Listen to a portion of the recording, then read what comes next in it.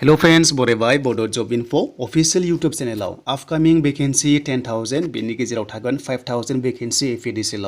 दा बेयाव क्राइटेरिया माबादि नांगौ आं बेखौ नोंथांमोननो सिगांनिखौ लाना फैदों जाहाथे बयबो रेडि जायो आरो बेयाव नोंथांमोना सिलेबासखौ मोनगोन बेनिखायनो भिडिअखौ जोबजासिम नायलां आरो लोगोसे नेगेटिभ दंना गैया गासैबो डिटेल्सआ दंजोबो स' नोंथांमोना भिडिअखौल' जास्ट नायलां दा क्राइटेरिया नांगौ जायो एप्लाइ खालामनोबा गोरोबबासो नोंथांमोना एप्लाइखौ खालामनो हायो दा मोजां बाथ्राया बेनो सेप्तेम्बर लास्ट उइक नङाब्ला अक्ट'बराव नोंथांमोना एप्लाइ खालामनो हानायनि अप्सनखौ मोनगोन होनना बुंदोंमोन सीएम सारा देन बिदिब्ला जोंहा फैबाय नै लास्टआव फैबाय जों अफिसियेल साइडआव देन अफिसियेल साइडआव फैनाय लोगो लोगो बेयावनो जों क्राइटेरियाखौ मोनो आरो लोगोसे जेब्ला एप्लाइ लिंकआ एक्टिभ जायो एपीडीसीएलनि साइडआव फैनानै नोंथांमोना अनलाइन खालामबानो जाबाय लिंकआ डिसक्रिप्सनाव होजोबबाय चेक खालामबाय थाबानो जाबाय नोंथांमोना बायदिसिना आपडेट मोनगोन आरो लोगोसे मोजां बाथ्राया बेनो स' नोंथांमोना फरेस्ट डिपार्टमेन्टआवबो एप्लाइ खालामनो हानायनि अप्सनखौ मोनगोन होनना बुंदों आरो बे पस्टआ थागोन फरेस्ट बेटेलियन दा बेयाव गुबुन गुबुन पस्टफोर थागोन स' नोंथांमोना फैबाय थानाय समावसो गासैबो डिटेल्सखौहाय मिथिसिगोन दासान्दि जबानो जब ओंखारदों बेखायनो बयबो नोंथांमोना गोसो होदो मोनसे नङा मोनसे मोननाय बायदि दा जायखिजाया लोगोफोर आसा खालामो नोंथांमोना मोजां मोजां आनजाद होयो आरो आंनिफ्राय अल दा बेस्ट थाबाय जाहाथे बयबो नोंथांमोना मोजाङै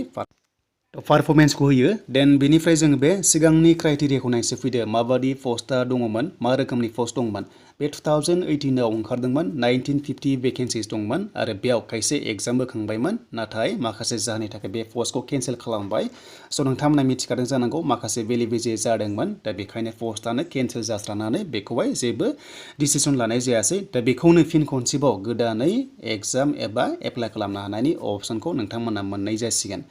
दा बेयाव पस्टआ माबादि रोखोमनि दङनो बेनो जाबाय नै Assam power distribution company limited दङ बेनिफ्राय गुबुन गुबुन दङ आरो आं बेखौ नोंथांमोननो होलांगासिनो दङ एपीडीसीएलआव स' नोंथांमोनाथ' मिथिखागौ माखासे कम्पानि रिलेटेड होननानै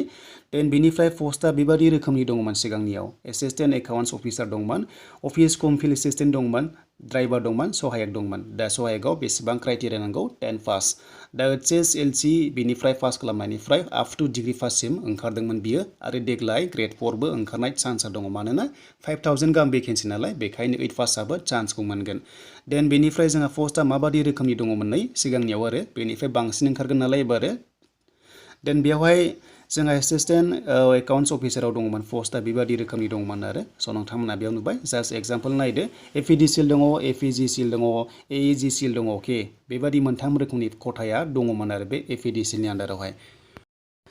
दा बेबादि सेम पस्टआ फैबावगोन बेयाव एप्लाइ खालामबा नोंथांमोना डिग्री पास खालामनांगोन पार्सेन्टआ 55 थाथारनांगोन जायखिजाया स्ट्रिम बेनिफ्राय कमार्सनियानो जा बा आर्ट्सआनो जा बेनिफ्राय जायफ्रा डिपार्टमेन्टेल मावखानाय अब्ला 50%आनो बेयाव एक्सेप्ट जागोन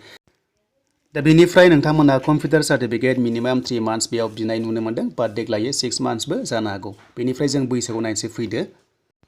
दा एज लिमिटआ नोंथांमोना 21 इयार्स जाथारनांगोन बे पस्टआव आरो बेनिफ्राय मेक्सिमाम जोंनि एसटी हिसाबै 49 इयार्ससिम जोबोद चान्सखौ मोननाय जायो एपीडीसीएलआव देन बेनिफ्राय नेक्स्ट पस्टआ जाबाय जोंहा फिल्ड एसिस्टेन्ट बेयाव नोंथांमोननिया एसटीपीआ 146 हिन्जावफोर हौवाफोर गासैबो अल आसाम स्टुडेन्ट्स बेयाव इलिजिबल जानायफोरा एप्लाइ खालामनो हायो जब प्रफाइलखौ नायदो नोंथांमोना हमना ला मिटार रिडिं खालामनाय डाटा एन्ट्रि खालामनाय बा जायखिजाया इलेक्ट्रिसिटि रिलेटेड्स नोंथांमोना बेयाव खामानि मावनांगौ जायो अके अफिस लेभेलाव बे अफिस लेभेलाव बेनिफ्राय फिल्डआवबो नोंथांमोना मिटार रिडिंसनि थाखायहाय थांनांगौ जायो दा बे अके जाबाय जब रलखौ नोंथांमोना मिथिबाय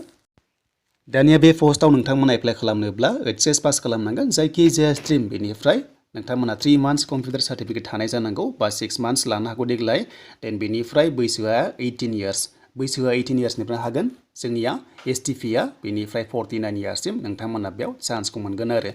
10 पासआ बेयाव हानाय नङा 10 पासनि थाखाय आलादा पस्ट दङ ड्राइभार पस्टबो ओंखारगोन ड्राइभाराव HSLC एबा 10 पास अके 10 पास बेनिफ्राय LMB ड्राइभिं लाइसेन्स थानाय जानांगौ बैसोआ सेमा दं गासैबो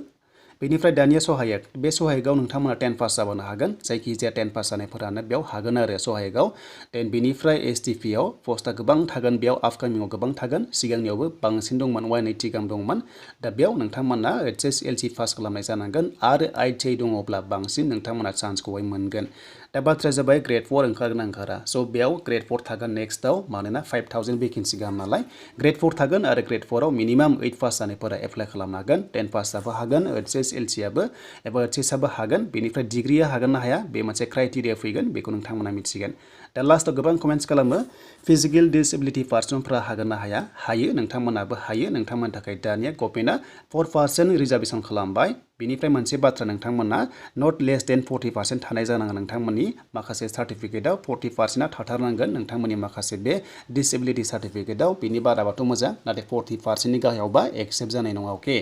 दा नोंथांमोना 4% रिजार्भेसन दङ गभर्नमेन्ट जबाव नोंथांमोनखौ बारायना होबाय थांनाय बोसोरावहाय बारायबाय दा चान्सआ जोबोर मोजां दङ बेनिफ्राय एग्जाम फिसा दंमोन सिगाङाव जेनेरेला 500 मोन एसटिआ 250 मोन बाट देग्लाय लानोबो हागौ लायाबो जानो हागौ बाट दाखालिनि एसएलआरसिखौ नायोबा लागोन बादिखौ मोनदों एग्जामा गासै 100 मार्क्सनि जायो आरो मोनसेल' पेपार मोनगोन आरो एग्जामा सेम डेयावनो जानायनि चान्सखौ मोननो हागौ बाट बे उननि खोथासै देग्लाय चेन्जबो जानो हागौ बाट सिगांनिया बेबादिमोन आरो एग्जाम पास जायोब्ला डकुमेन्ट भेरिफिकेसन एबा फिजिकेल एफिसियेन्सि टेस्ट लानाय जागोन होनना बुंदों सहायक पस्टनि थाखाय बाखि गुबुन गुबुन पस्टआव गुबुन गुबुन रोखोमनि सिलेक्सन जागोन दा बेयाव फिल्ड एसिस्टेन्टआव डकुमेन्ट भेरिफिकेसन बा फिजिकेलबो टेस्ट जानो हागौ दा बेखौ उनावसो मिथिसिगोन जेब्ला अफिसियेल नटिफिकेसन फैयो दा जों सिलेबासखौ नायनोसै फै गोबाव खालामा दा एग्जाम लिरनोब्ला जोंनो सिलेबासखौ नांगौ जायो अब्लासो जों फल' खालामबा पास खालामनो हायो दा सिलेबासखौ नोंथांमोना बेयाव स्क्रिनशट खालामना ला अके थ' स्क्रिनशट खालामना लाबानो जाबाय टाइमिंआ 2 आवार्स मोनगोन बेयाव हमना ला सहायक होनाय लोगो लोगो जेनेरेल इंलिश जिके बेनिफ्राय एप्टिटिउड दङ मेथ्स दङ थ' नोंथांमोना क्लास 10 फार्स्ट लेभेलनिखौ नायनांगौ आरो बेनिफ्राय लोगोसे नोंथांमोना आरो फिल्ड एसेसनाव नायोब्ला बेबो 10 फार्स्टनि फैगोन आरो 10 फार्स्ट लेभेलनि स्टेन्डार्ड फैगोन आरो दा हमना ला कम्पिउटार नलेजबो फैगोन बेखौ नायना लाखादो नोंथांमोना बे